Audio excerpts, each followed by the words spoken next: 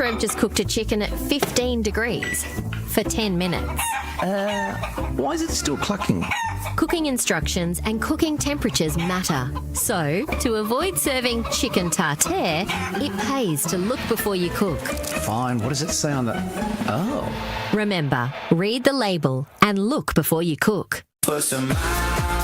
RSN Summer Breakfast is off and running around the first tennis Grand Slam of the year, the Australian Open at Melbourne Park. Sunday to Friday mornings from 6, hear from the players and get reports from respected tennis commentators like Craig Gabriel. Those early rounds, very, very, very often at the majors, are dicey for some of the bigger names. Summer Breakfast also talks cricket, including the Women's Ashes battle. AFL sides are back preparing for season 2025 and the early mail at 5 to 7 as daily winners. Summer Breakfast. Catch it all on the RSN app or stream it Monday to Fridays through rsn.net.au.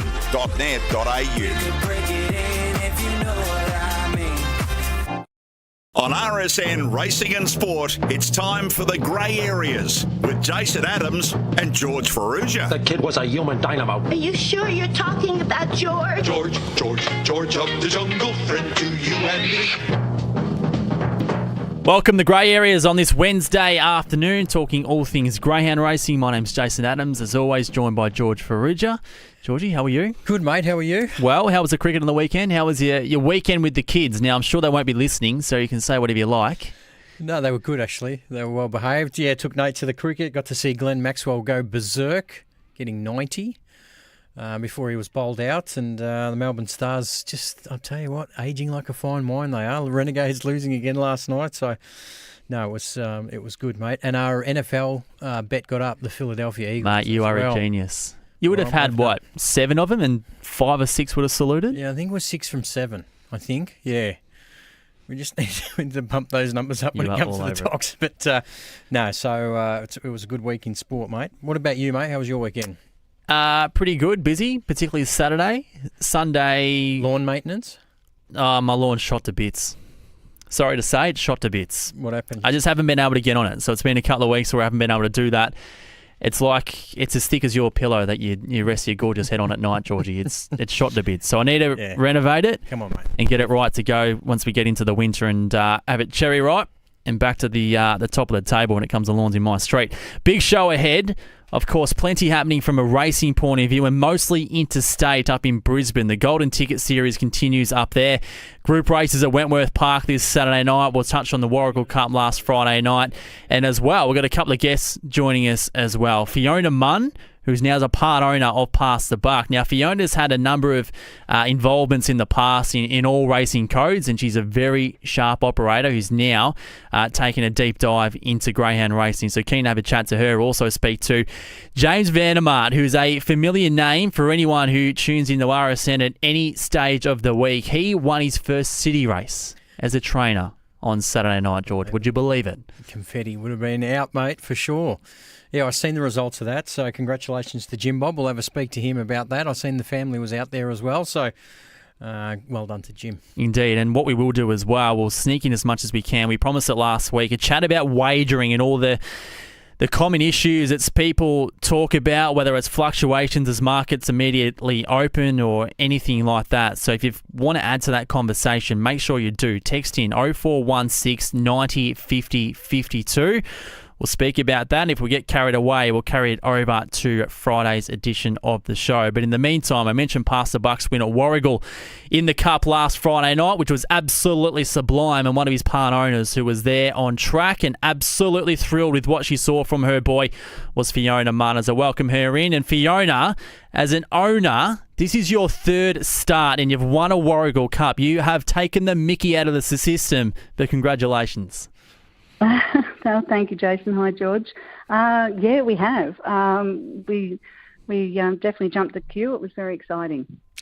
Congratulations, Fiona. Terrific victory. We've spoken on this show a few times about this greyhound. His ability has always never been in question. He's an incredibly fast greyhound. You speak to Anthony as a party, he'll mention that. There has been some injury concerns, but it must fill you with some joy to know that Anthony has suggested that he's probably as injury-free as he's been throughout his whole career, and he was able to showcase that on Friday. Yeah, that's right. Anthony contacted me in regards to the ownership change, and he made it fully aware that he had injury issues, and that was restricting him showing his best. And Anthony was confident that he was able to manage that. And like I said, with myself and Anthony and Chris Williams, we formed a syndicate, and with our first start, he ran a good second.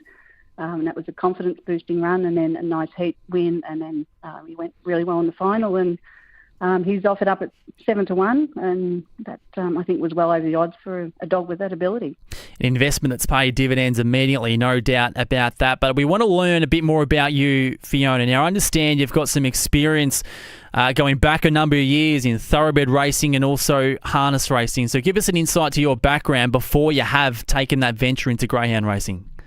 Yeah, my husband and I, we've been involved in racing in some capacity for over 30 years. That's giving away my age, but anyway, that's we had harness racing, we had lifelong friends, and we've enjoyed that side of harness racing for a long time. We could do the harness racing ourselves, so that was always made it more appealing. We'd raise foals, rare foals, and 3 o'clock in the morning, the foal alarm would go off. And a new beginning, and it was always exciting. Then we'd break in our own, race our own. To get a horse to the racetrack is an achievement, or a dog to the racetrack is an achievement in any shape or form. But when you breed them and you've been there, like I said, at 3 a.m. when that foal alarm goes off, it's even more so.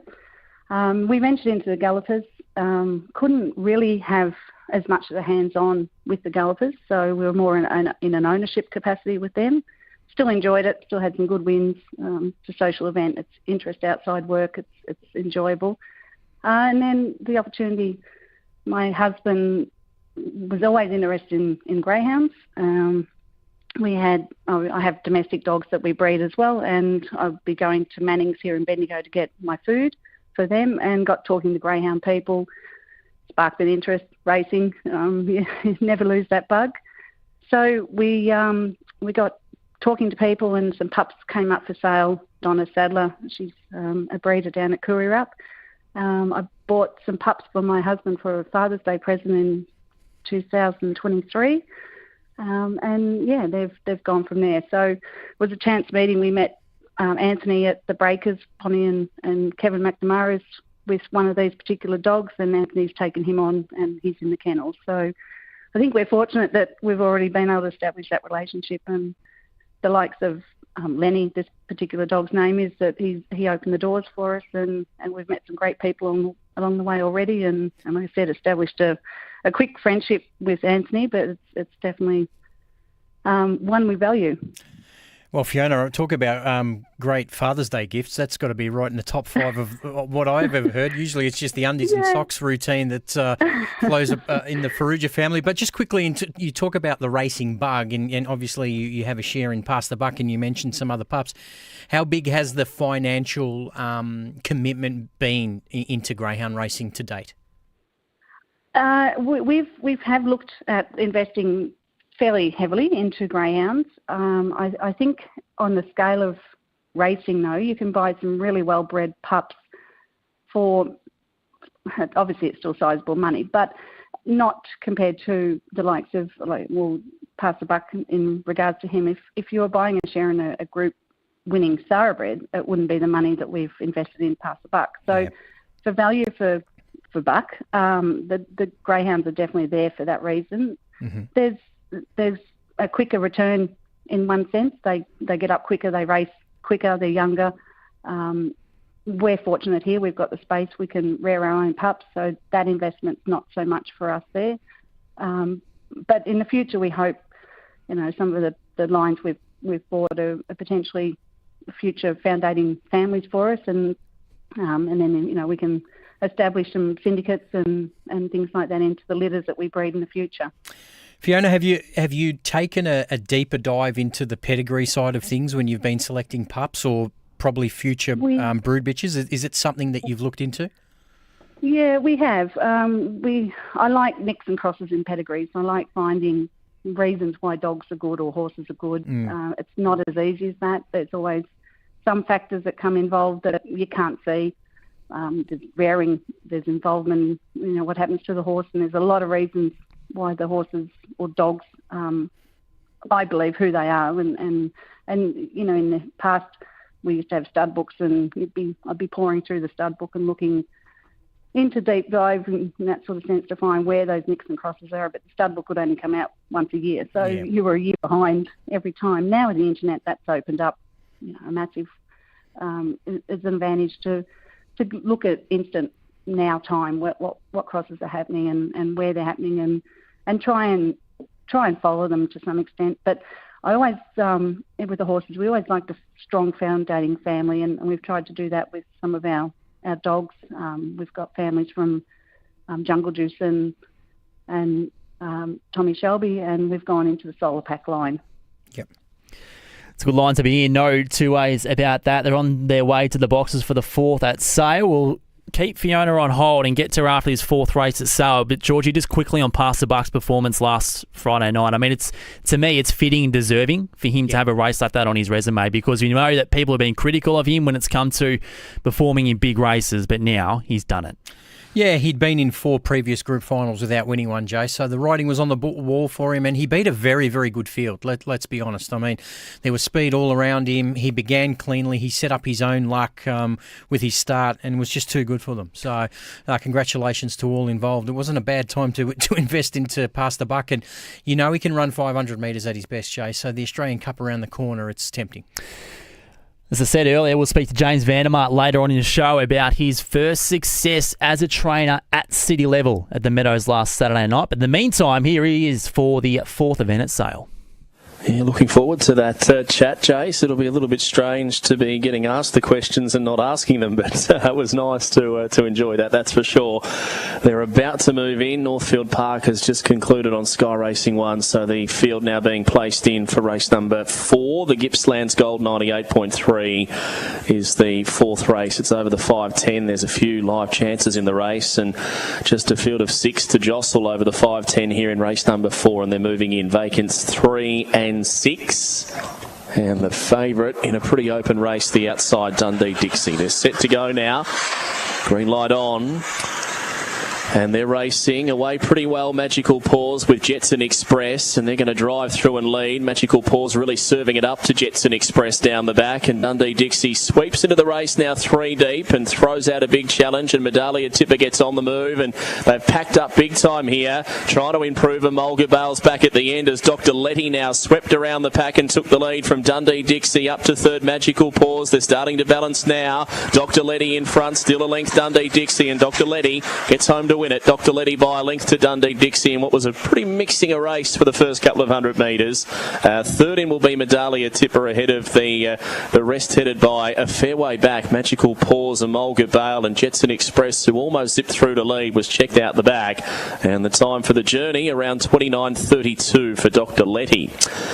Well, the favourites end up Quinellering the race, and it was pretty keenly contested down the back straight, and that's where Dr. Letty was just able to peel off heels when they were. Okay, there's the 4th at Sale. McMahons, who dominate that end of town, take it out as we return here to the grey areas, and our special guest here in Fiona Mann, who's a part owner of Pass the Buck, who won the Warragul Cup last Friday night. And Fiona, you've spoken about your involvement in the other 2 codes. How have you found the accessibility when it comes to greyhounds? Like, there's a lot of people out there at footy clubs or whatever it might be that always want to get involved, and they just never quite know how. From your point of view, who's somewhat started from scratch from a greyhound point of view, how accessible have you found the whole thing to get involved with, and in your case, at a very high level? Yeah, look, it hasn't been 100% easy, to be honest. It has been a little bit of a challenge, and I have a racing background, so I could find a way around it. For someone that hasn't got that racing background, I think there is a little bit of a a little bit hard for them to start. But the main thing is just go the greyhound tracks and talk to people. I've found everyone just been really friendly, really helpful. We've had, like I said, we've had Donna Sadler, and I've bought a puppy from Frank Hurst. He couldn't have been more helpful. Andy Lord, like I said, the Bendigo trainers, and definitely Anthony. It's just communicate with people and go asking questions. If you want it, it's there, and learn. It's like any racing industry. You've got to start somewhere, and the fun that you can get from a racing animal or racing in general, it's a enjoyable sport, and you can have a lot of people have interest in that. It doesn't matter whether they've got an ownership interest or it's just your friends contact you, and the excitement that they get from you watching you get enjoyment out of the sport is what it's all about. It's a fun way to socialise and to you're involved with racing in more ways than just the animal turning up on race day. Now, Fiona, you touched on something earlier about pedigrees and nicks and sex balances and all these things that people that breed greyhounds and thoroughbreds and standardbreds look at, because it's an important part of it. But I think the thing that is advantageous to you and what you discussed is that you can rear your own greyhounds. And that's the big challenge, I think, for people that are new into the game, finding a person that is going to do the utmost for their pup. And it's not to say that the pups aren't getting treated well, but, the size of the runs, the nutrition, all these type of things. Have you been able to tap into someone in regards to the rearing side of it? Yeah, like I said, I've come off a farming background, and I grew up in the Mallee, and we've always had dogs around us, so and animals to an extent. So conditioning an animal is very important for us, and to make sure that animal gets socialised, it gets a chance to grow and a chance to develop its personality is definitely a factor. And to rear them and then raise them and get them to the breaker, and all those parts of the whole process is really important. There's really good rearers out there, but the main thing is keep in contact with your rearer or talk to the people that've got the dog and watch the dog, and that's how we sort of look at it. We get enjoyment from being with our dogs. Most evenings we're sitting there and giving them a brush, and my husband and I, and that's our out from our work life as well. So we are fortunate that we've got the space here, and we can spend the time with them, and hopefully that pays off in the future. And like I said, we've got one of our first dogs that I know Bonnie McNamara kept saying this is their first dog, but he had a good rear. He's a big, strong, healthy dog. So we're hopeful that the work we put in behind the scenes is repaid later. Hey Fiona, before we let you go, our friend Georgie here, I mean, when he goes to racetracks and sporting events, he typically gets home, he's got a full belly, memory's a bit blurred, and he hasn't spent a cent rubbing shoulders with the bigwigs. Now, when you went to Warragul last Friday night, how did you enjoy the evening? I was lucky to chat to you yesterday, so it wasn't the traditional way of enjoying the night as a finalist. No, like I said, I'm usually more hands-on and like to be in whether it's the stabling area or the kenneling area, but we did have a table that Anthony had provided for us, and it was lovely. We met some other trainers and some other greyhound people, and it was enjoyable. And Clayton Oliver was there too. He was having a talk, and he was really entertaining. So it's just, again, it's racing. You've got to really enjoy the moment, take it for what it is, and the highs and lows are there. Enjoy the highs, because there are a lot of lows, but it's an entertaining sport, and we really enjoy that side of for our out of, like I said, for our work. But I am probably happier down in the kennels, but it's still I'll take a Group 2 win if it means I've got to sit up in the committee area. I can take that. Well, Fiona, great to have you on the show, and congratulations on Pass the Bucks win last Friday night. And you speak about the highs and lows in racing, and just having a vague understanding of the way that you're going about business at the moment. I dare say there's going to be a lot more highs than there are lows. So again, thank you for joining us, and best of luck for the future. No, thank you, Jason. I appreciate the time you took, and wish you well. And George, same. Thanks for the chat.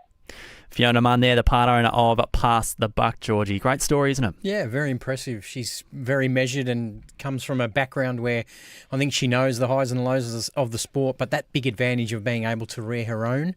And with that background she has, it's going to hold her in very, very good stead. Okay, we spoke earlier on about we're going to have this conversation whenever it comes to wagering, and specifically on greyhound racing, and I guess mainly here in Victoria. So you mentioned some things over the past recent weeks, not only just last week, George, about things that people think about and complain about, whatever it might be, that need to be answered. People want to know more. So there's a few things that you've put on the table. So lead us into one of them.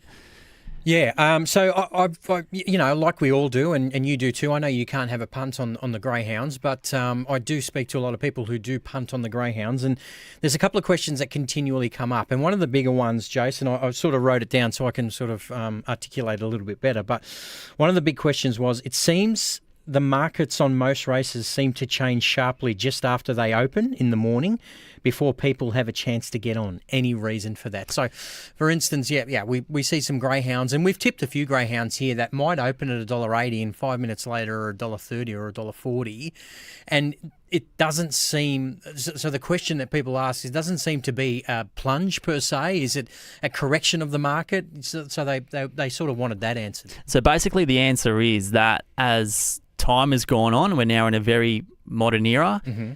And greyhound racing, because there's no drivers or jockeys, the data is really raw from a performance point of view. So there's a lot of young, intelligent kids out there, so to speak, that are just in a new age of betting. So they've got automation and whatnot. So when you see these fluctuations, it's not necessarily a weight of money, but it's just who's getting on and the success rate they do have. So they're not getting on for a lot, but for people with those sort of skill sets and software to do those things, they're the ones that are, so to speak, spoiling the party for those who are waiting on the fence and ready to take that sort of price, okay, so which is unfortunate, but it's a modern era.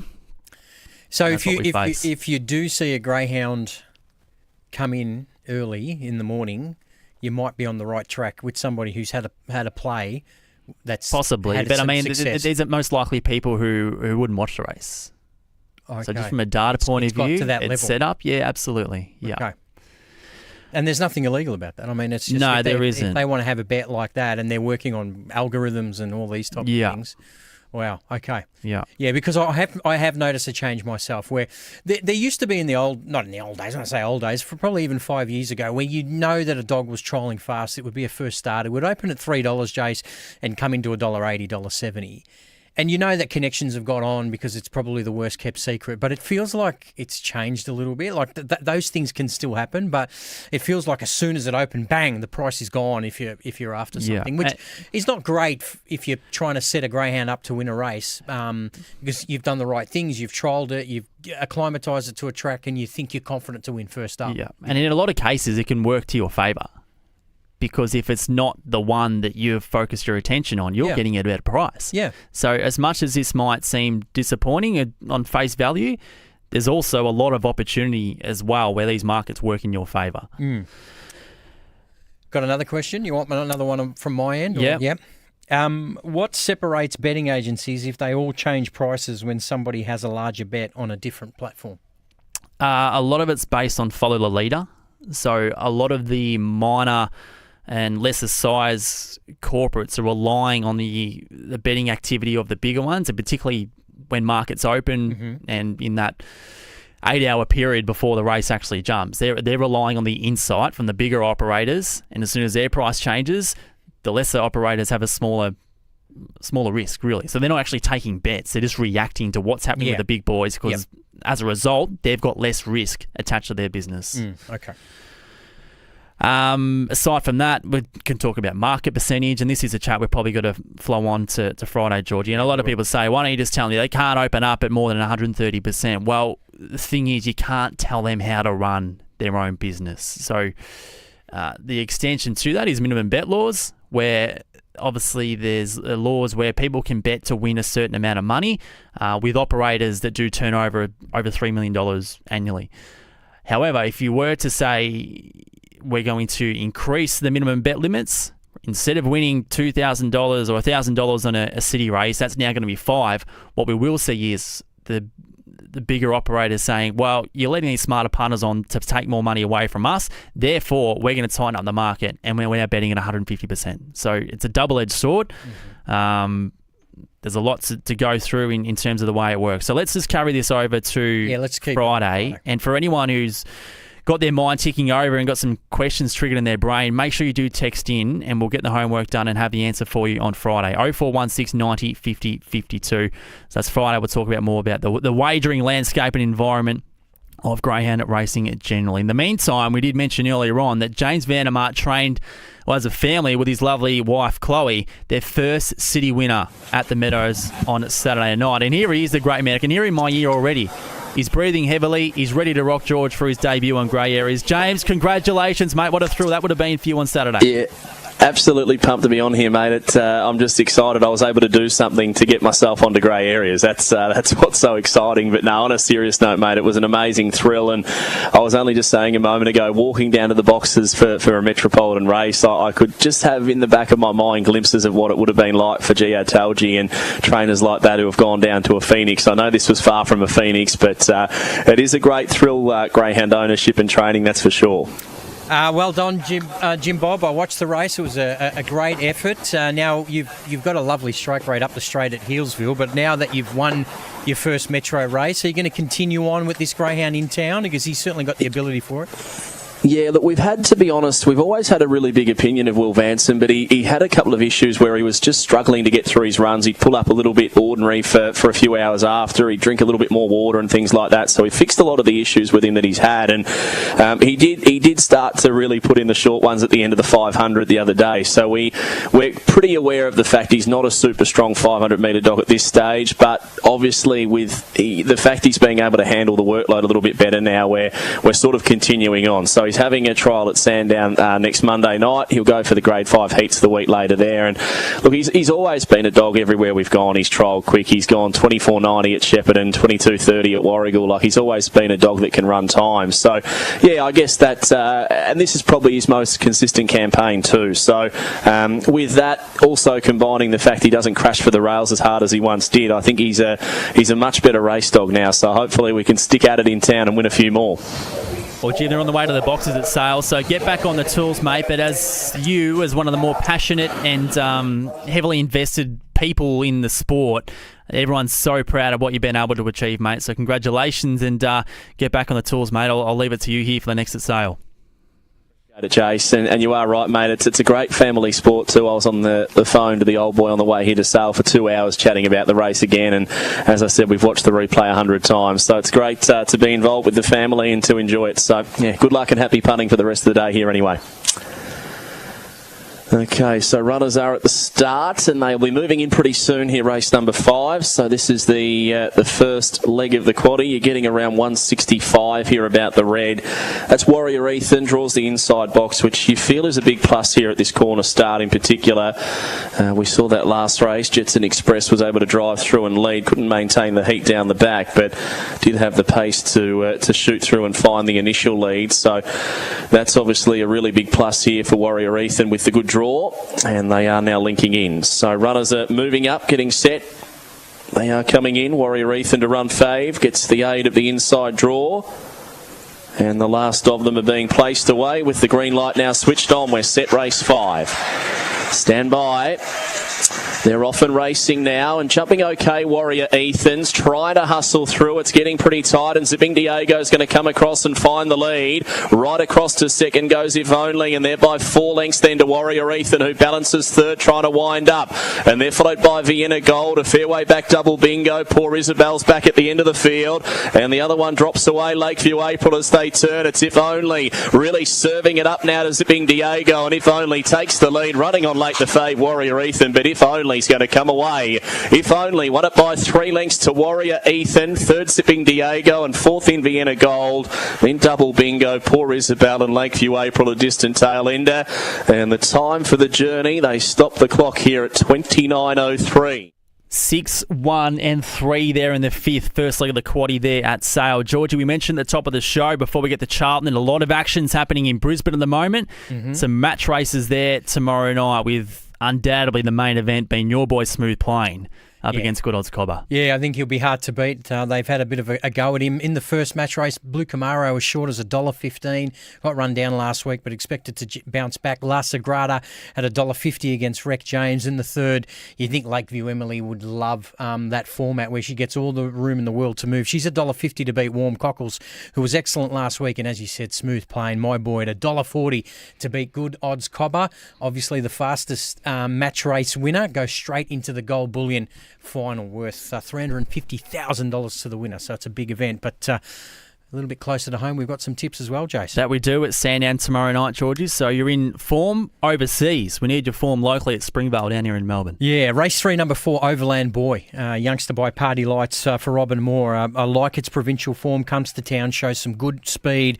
And I just think it finds a nice race having its first start here at Sandown, race 3, number 4.